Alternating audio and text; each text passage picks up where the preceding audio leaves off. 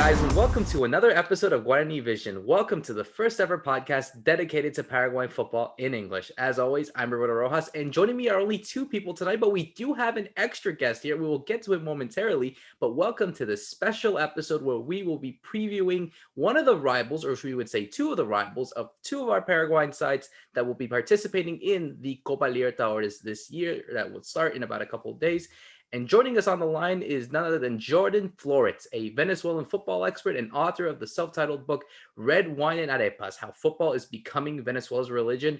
Jordan, bienvenido. Welcome to Guarani Vision. How are you? And I guess to kick off our discussion here, because we got a lot to talk about, how is the state of Venezuelan football for all of these teams that are participating in the Copa Libertadores? What is going on right now over there in Venezuela? Well, thank you very much for having me. It's a pleasure to come on another English language podcast about South American football, which I'm always pleased to see the emergence of. So thank you very much for having me on. The situation with Venezuelan football at the moment, like many countries around the world, has been severely impacted by COVID, but perhaps not necessarily more so than other South American countries, but it has had the largest or biggest effect in terms of the new season starting. It only started yesterday, so the 11th of April, and kicked off with Deportivo La Guaira, the 2020 champions, against Aragua FC, who only 4 days earlier had qualified for the group stages of the Copa Sudamericana with a away goal victory over fellow Venezuelan side Mineros de Guayana. So Venezuelan football is late to the scene this year, kicking off, but we have already seen Caracas FC and Deportivo Lara have unsuccessful spell and qualification for Libertadores, which is a shame for Venezuelan football, but also a shame for the individual teams who had put up really good performances last year to get that far, and also the Sudamericana games kicking off. We had Aragua beat Aragua beat Mineros de Guayana over 2 legs, and Metropolitanos beat Academia Puerto Cabello. So there has been some Venezuelan football in the past 2 months, but now the league has started, and it's a new format again, different from last year, which in itself was a reformatted league season. So there's a lot of interesting variations, and it should throw up some interesting scenes and matchups this year. It's been split into 3 groups of 7. There's a first phase where everyone plays each other twice home and twice away, so 24 games apiece, and then there's going to be 2 groups, a group that will determine the winner of the championship and the Libertadores qualification, so that's the top 2 teams from each of the 3 groups, and then a second group with 3rd and 4th place from each group that will determine the final 2 Sudamericana qualification spots. And then the bottom team of each of the 3 groups will be under threat of relegation. 2 will get relegated directly to the second division, and the third, the team that finishes bottom but with the most points, will play a promotion relegation playoff against the subcampeón of the Segunda División. Hey Jordan, thanks for joining us in this episode. And we wanted to obviously do more of a preview for the Libertadores, especially for our big teams like Olimpia and Cerro. And I'll go ahead and ask you about Olimpia and who they're actually facing, Deportivo Tachira.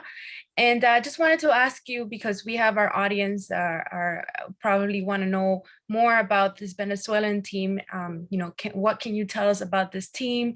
I believe they had played in the Libertadores back in 2016 when Olimpia beat them 4-0.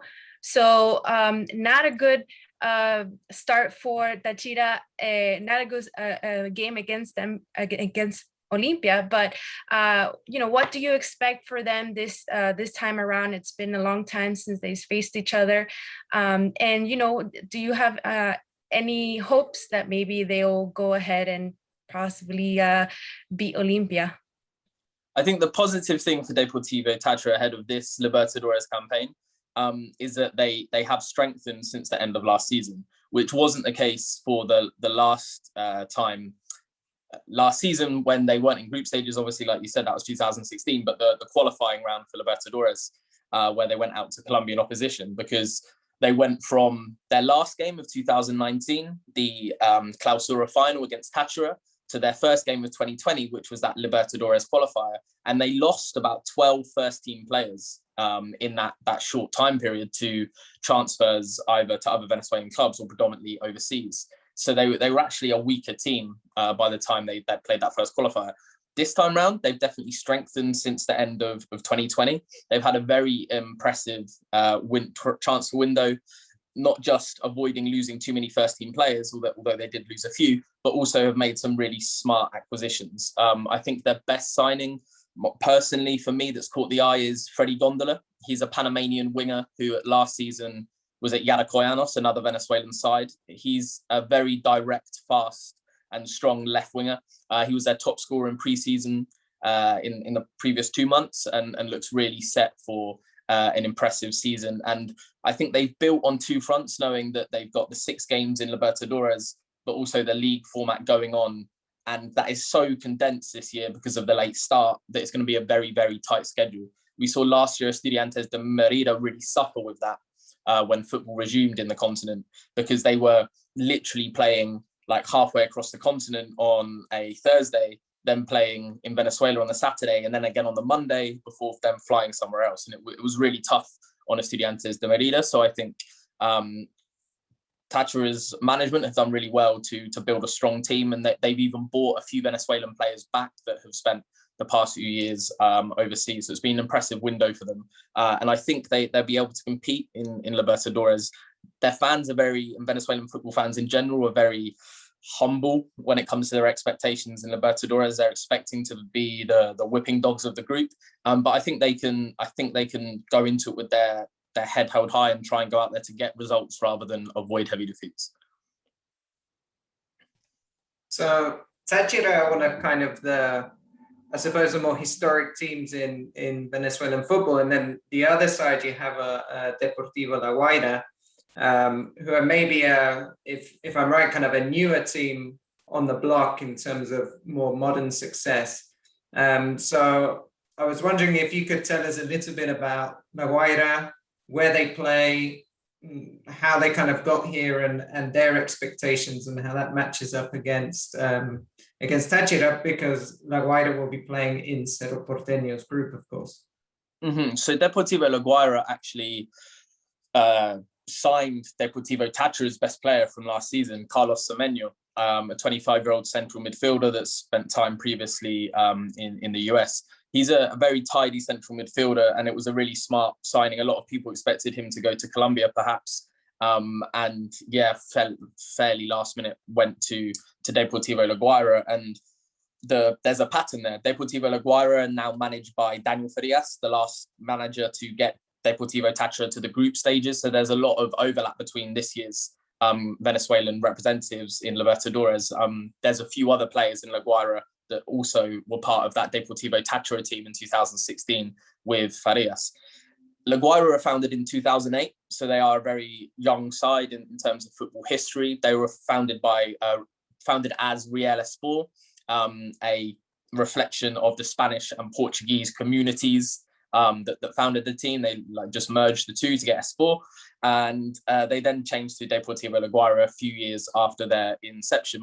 But their foundations are really strong in terms of youth development, which can't be said for many teams in Venezuela, but they really have put a lot of emphasis into the very beginning. And one thing you can put your finger on and show where some of that success came from was having Noel San Vicente as a manager in the early years, who is now at Caracas FC, spent much of his professional management career at Caracas FC, was also at Zamora in the early 2010s and had good success there, establishing a positive attitude around youth and the development into the first team. And that was very much reflected in Deportivo La Guaira's recent seasons. So last year, with the reformatted Venezuelan league, we saw a very condensed format that was played over about 2 months, and Deportivo La Guaira were in Group A, which was the more exciting group, and it was also the group that was one team larger. So everyone in that group played 14 games in the space of about 8 weeks, and in that time, Daniel Farias, very young manager, only 39 years old, but already in his 13th year of management, was very tactically flexible. Considering it was only a 14-game season, he adopted a back four, a back three, and a back five. And it was really that flexibility in such a short time frame that allowed them to get results with different levels of intensity, because to play at your best, like when you're playing 2-3 games a week every week for 7 weeks, was always going to be a tough ask. And the way they won their group, because they were taken to the last round by Deportivo Lara, which is why it's so sad that they've missed out on group stages, because they were so close to winning themselves, was real credit to Daniel Farias. And there's a few players that were pivotal to that. In defence, John Aramburu, he's only 18 years old, but very tactically flexible. He's fairly short, so he now plays at left and right back, but throughout his development, he was a centre back. And I think you can really see that in his defensive showings. He was very key to them purely for that flexibility. He played left back, right back, left wing back, right wing back, and was one of the mainstays. The other two mainstays really were Achilles Acanto and his name escapes me now, Charlie Sortis, two veteran strikers around 32, 33 years old, but they were very much key to spearheading Deportivo La Guaira's attack. They have lost a few players since last year. Giovanni Bolivar, a 19-year-old, has gone to DC United in MLS, and Darluis Paz has gone to Loudoun United, DC United's USL affiliate. They also lost Romel Abada to Azerbaijan, of all places, a team called Punic Yerevan. He went there with a teammate too, Jose Balsa. So they have lost players, but I think overall, like Tachira, they've strengthened since last season. It's interesting. You mentioned a lot about the flexibility and the travel, because I think that's something they noted in Paraguay when this draw was made, that for both Olimpia and Cerro, they're going to have to travel kind of the furthest possible, which is all the way up to Venezuela. And just touching on Cerro quickly, they of course have a very long history in Copa Libertadores, but I know in Venezuela there's a particular kind of game or anecdote from the 90s that's very well remembered. I don't know if you want to talk us through how Cerro are viewed in Venezuela. Yeah, so when I was in Venezuela towards the end of 2019, and I visited Merida, the team where Estudiantes de Merida are based. And in 1999, they got to the quarterfinals of Libertadores, where they played Cerro. And Estudiantes led 3-0 after the first leg. They were under the leadership of Richard Paez, who went on to become the manager of the Venezuelan national team. And that Estudiantes de Merida team, according to like official club world rankings, has been the most successful Venezuelan team of all time. I think it reached the top 60 in the world rankings. It was very high in the South American world rankings as well. And I think that performance overall, they were classed as finishing 5th in Libertadores. But that second leg in Paraguay was where the story really comes alive. Having led 3-0 in Venezuela, Estudiantes ended up losing 4-0 to Cerro. And in the 87th minute, Cerro's goalkeeper scores the winning goal from the penalty spot. And afterwards, a number of players said that there was a lot of underhand tactics going on. The grass, hadn't been cut and was very long, and Estudiantes played passing football. But also there were accusations which over time have only become, more widely accepted, that they were sort of drugged with sedatives before the game by the Cerro staff in their soup and in their tea. And this was confirmed to me by Andrew Pochi Paez, who was the Estudiantes number 10 at the time. A year after playing for Estudiantes in that game, he moved to Paraguay himself, and he played for Luqueño. And the physio at Luqueño is the guy that told him this story. He was like, look, when you played Cerro last year, you were drugged, right? And in 2019, it marked 20-year anniversary. So that story resurfaced. And then last year in 2020, it was Estudiantes' first participation in Libertadores since that year. So that story's, it's become like a folk tale in the past couple of years. Jordan, I think that it's super interesting that just like we are trying to reach our audience, our football, Paraguayan football out to the world, and you are doing the same thing with the Venezuelan football. But how do you see the actual football community growing, the Venezuelan football growing worldwide? We have, you guys have bigger names coming out more and more, like Joseph Martinez playing in the United States. But how has it grown ever since, I don't know, maybe you started covering it, but can you tell us more about that? Yes, I think I got interested in Venezuelan football coincidentally in the year that the latest surge of Venezuelan football, the fandom really, and euphoria began, 2017, when the under-20 team got to the final of the World Cup, where they lost 1-0 to England, had a chance to score as well. Adalberto Peñaranda missed from the spot. But the boom in Venezuelan football really does date back to Richard Paez, who became the manager in 2001, oversaw them until the end of 2007. And in that time, Venezuela hosted Copa America for the first time in 2007, which was also the year that they got out of group stages of the tournament for the first time. They won their first Copa Libertadores game in 40 years. 4 decades without a victory in Copa America. I know it's a small competition, but that's crazy. And that generation that grew up as 4, 5, 6-year-olds playing their first games of football and seeing the national team do well and on home soil, and now the players that are early 20s, and it was that generation that got to the final of the Under-20 World Cup. And there's been a few rules implemented into the very fabric of Venezuelan football, which has really assisted that.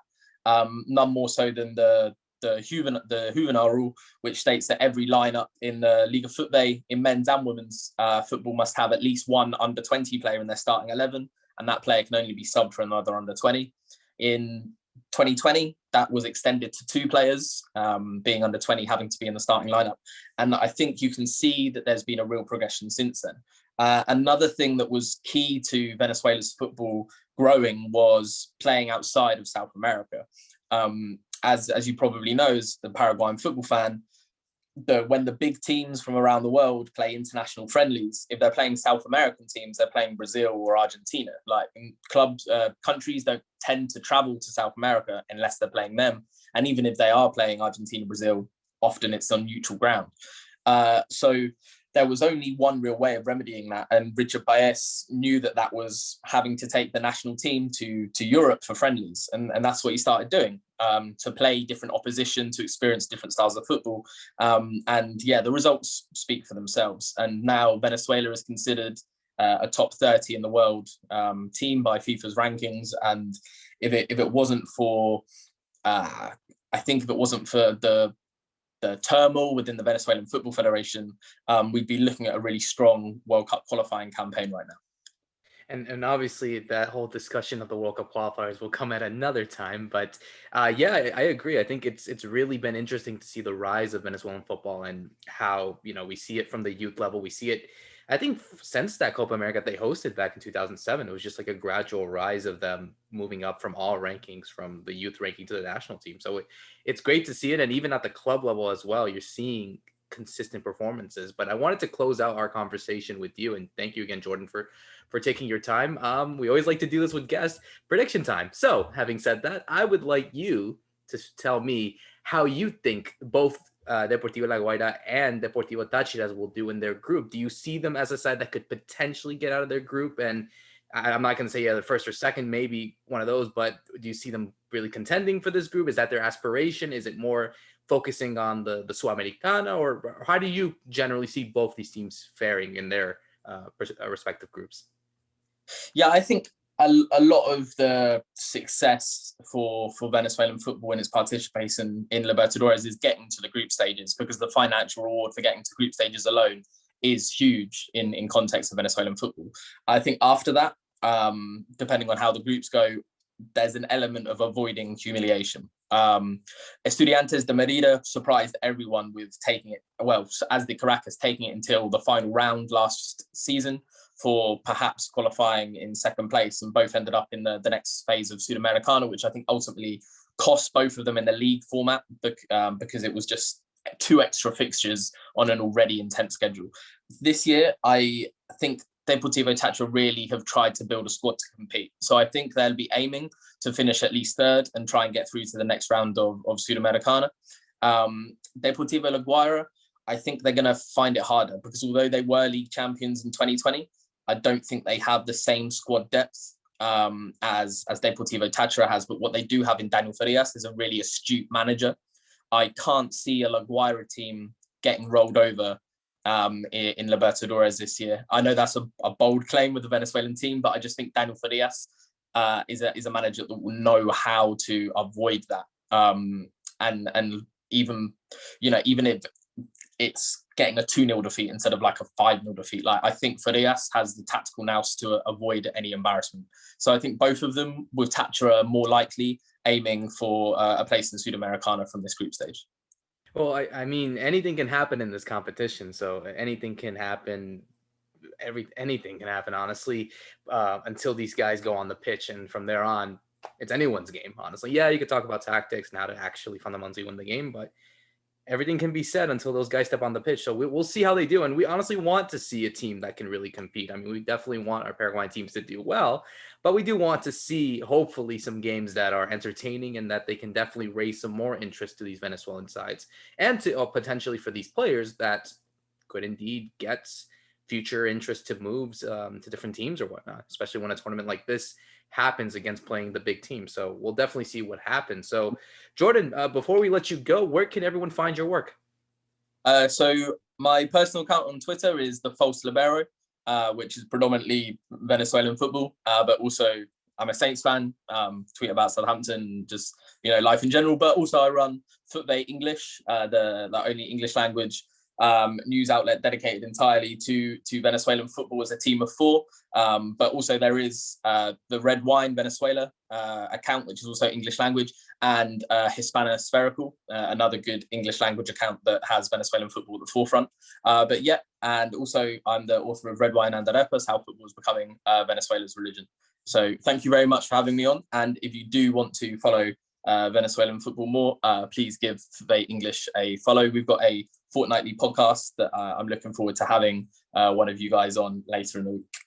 Excellent stuff. Thank you again, Jordan, for being here for us. And of course, from everyone at Guarani Vision, we want to thank everyone for listening to this preview of the Venezuelan teams that are participating in the Libertadores, and of course about Venezuelan football in general. So for myself, Roberto Rojas, for Ralph Hanna, and for Maria Britos, thank you so much for listening to this episode of Guarani Vision. See you soon.